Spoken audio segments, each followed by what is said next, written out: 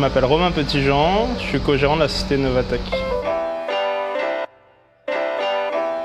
Donc Novatech, c'est une société qui est spécialisée depuis sa création en 2008 dans l'externalisation de la sauvegarde pour les entreprises et les collectivités calédoniennes. Donc voilà, elle fait que ça. Donc ma principale motivation pour entreprendre, je crois que depuis que je suis petit, je voulais acquérir une certaine autonomie et je voulais faire plein de belles choses pour le monde.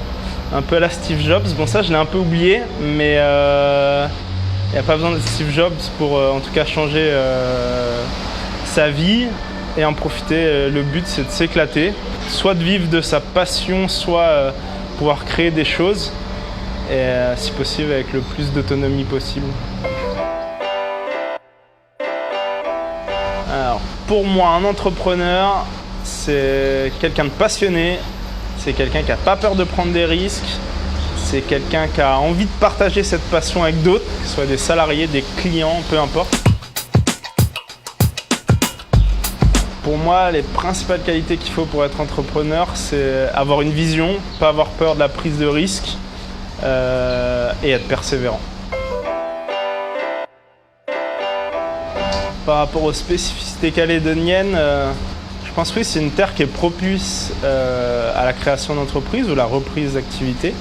Je pense que c'est une terre d'opportunité, la Nouvelle-Calédonie. Et peut-être qu'il y a un peu plus de chances qu'ailleurs de pouvoir parvenir à ses fins, à savoir créer ou reprendre une activité.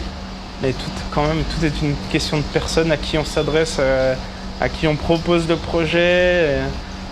Et je dirais, je pense que celui qui arrive à le faire ici pourrait le faire partout ailleurs. Ce sera peut-être un peu plus long dans les démarches administratives, etc. Mais tout est basé sur l'humain. Je ne pense pas que ce soit une spécificité calédonienne. Après, les gens sont plus sympas en Nouvelle-Calédonie, donc il y a peut-être moyen de faire plus de trucs. Un conseil aux futurs entrepreneurs pour réussir en Nouvelle-Calédonie, je ne sais pas s'il y a vraiment de spécificité calédonienne. Je pense qu'il faut essayer déjà. Essayer, persévérer. Et il ne faut pas lâcher prise. Je pense qu'à partir du moment où tous ceux autour de vous vous disent c'est une bonne idée, c'est que là, il faut creuser un peu plus parce qu'il faut avoir des objections. Il ne faut pas que les gens soient trop gentils avec nous.